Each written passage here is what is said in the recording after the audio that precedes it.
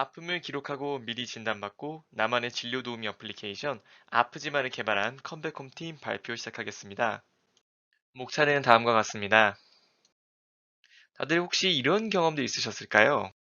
이상하게도 꼭 밤이나 공휴일에 병원이 문을 닫으면 갑자기 아프기 시작해서 다들 좀 서러웠던 경험이 있으셨을까요?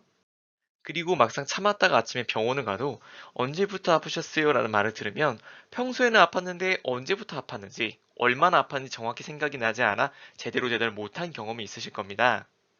실제로 통계상 많은 환자들이 짧은 시간 동안 자신의 상태를 제대로 전달하지 못해 의료인에게 정확한 진단을 받지 못하는 경우가 많다고 합니다. 의료인에게 진료를 받아야 하는 여러 상황에서 우리는 크게 두 가지 문제점을 맞이하게 됩니다. 첫째로, 진료를 받기 위한 시간과 장소의 제약이 존재하곤 합니다. 둘째로, 환자 개인이 진료 중의 증상에 대해 설명하기 위한 시간이 부족하거나 본인의 증상을 제대로 설명하지 못하여 결과적으로 제대로 된 진단을 받기 어려운 경우가 있다는 점입니다. 이러한 사람들의 니즈를 충족시키기 위해 실제로 시장에는 비대면 진료를 위시한 많은 어플들이 있습니다. 다만 현재 이 어플들은 비대면 진료를 제외한다면 별다른 큰 기능이 없는 어플들이 대부분 상황입니다. 해당 어플들과 저희 서비스를 비교한 결과인데요. 기능을 비교해보면 앱 내에서 진료를 할 수 있는 어플들의 경우에는 비용이 발생하거나 그 외의 기능이 제한적인 상태가 대부분이었습니다. 그래서 저희 컴백홈 팀은 단순히 채팅 AI 질병 진단 기능뿐만 아니라 진단 기록을 저장 및 조회하는 기능, 사용자의 질병 증상 기록 및 시각화 기능을 제공하는 AI 챗봇 진단 어플리케이션 아프지마를 개발했습니다. 그럼 다음으로 저희 어플의 기능과 시연 영상을 보여드릴 차례인데요. 저희 아프지마 어플은 앞서 말씀드렸듯이 크게 세 가지의 기능을 가지고 있습니다. 우선 첫 번째로 채팅을 통한 AI 질병 진단 기능입니다. 메인 페이지에서 AI 진료받기를 선택하면 채팅 페이지로 넘어갑니다. AI와의 채팅을 통해서 환자의 상태를 파악합니다. 우선 환자의 주요 증상을 파악한 뒤 그에 따른 세부적인 질문을 통한 충분한 정보를 얻습니다. 진료가 완료되면 의심되는 세 가지 증상이 표기됩니다. 각 질병을 선택하게 되면 질병에 대한 정의, 증상, 원인 등 질병에 대한 상세 정보를 제공합니다. 두 번째로 진단 기록 저장 및 조회 기능입니다. 앞서 AI 채팅을 통해 진단받은 내용은 자동으로 저장되어 있습니다.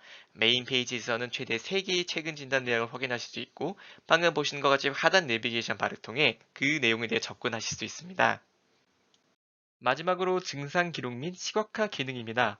캘린더처럼 사용자가 평소 증상에 대한 기록을 남겨줄 수 있는 기능으로 이후에 진료 시 언제부터 어디가 아팠는지 기록을 참고할 수 있습니다. 만약 오늘 두통과 기침이 많았다면 다음과 같이 컨디션에서 심한 고통을, 증상 부위 질환 선택에서 두통과 기침을 선택하면 됩니다.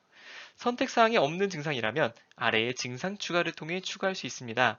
기록한 데이터를 기반으로 월별 증상을 그래프로 시각화하여 증상의 빈도, 추이를 볼 수 있는 시각화 기능도 제공합니다. 마지막으로 어플을 개발하기 위해서 저희가 사용한 기능 구현 방식들에 대해서 소개하고 넘어가겠습니다. 프론트는 크로스 플랫폼을 지원하는 리액트 네이티브를 사용하여 iOS, 안드로이드 어플리케이션을 한 번에 만들 수 있도록 하였으며, 리액트 내비게이션을 사용하여 어플의 구조를 설계하고 컨텍스트 API를 사용하여 상태를 관리할 수 있도록 제작하였습니다. 증상 통계를 보여주는 차트는 빅토리 네이티브를 사용하여 제작하였습니다. 서버는 스프링 기반으로 구성되어 있으며 데이터 저장 기술은 JPA와 쿼리 DSL을 사용했습니다. API 문서화는 텍스트 기반인 스프링 레스트 닥스를 사용하였으며 테스트 커버리지 측정은 자코코를 사용했습니다. 데이터베이스는 MySQL과 Redis를 사용했습니다.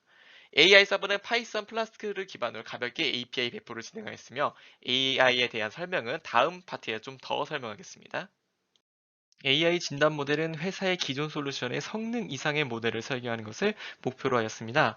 기존의 솔루션은 준수한 성능을 보였으나 추가 확보된 데이터셋을 포함하면 정확도에 큰 하락이 생겼습니다.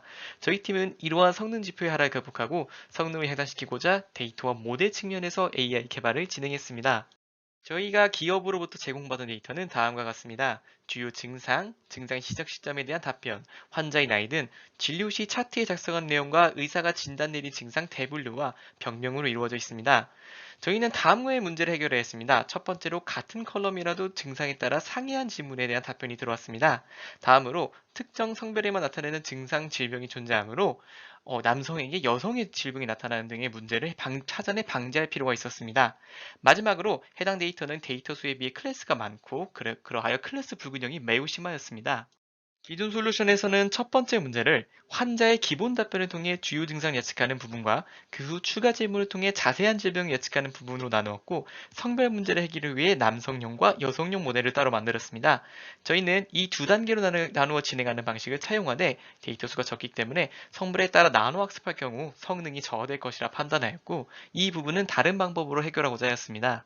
그에 따른 저희의 AI 예측 프로세스를 모식화한 그림인데요. 증상 분류와 질병 진단을 하는 두 단계 방식을 구성하였고, 하나의 모델로 학습 배포하되 배포 시에만 행렬고 명상을 통해 필터링하는 과정을 추가하였습니다.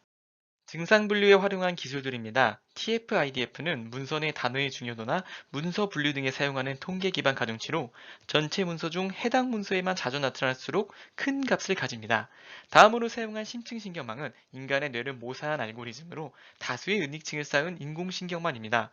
저희는 과적합 방지를 위해 얕은 신경망과 높은 드롭아웃 레이스를 사용하였습니다.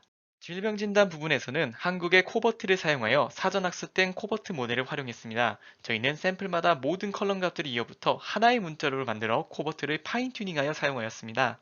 앞서 언급한 데이터의 클래스 불균형 문제를 해결하기 위해 백트랜스레이션 기술을 활용했습니다. 이 방식을 활용하여 문진 데이터 수가 5개 아래인 적은 학습 데이터를 여러 언어로 번역한 뒤 재번역을 거쳐 최소 10개 이상의 문진 데이터를 가질 수 있도록 전처리를 진행했습니다. 마지막으로 모델과 데이터에 따른 최종 성능 비교입니다. 회색이 기존 솔루션의 방법과 성능, 노란색이 저희의 방법과 성능입니다. 두 모델 모두 정확도가 향상되었으며 특히 질병 진단 모델의 경우 최종 성능이 87%로 11%의 향상을 이뤄냈습니다. 여기까지 컴백홈 팀의 발표였습니다. 감사합니다.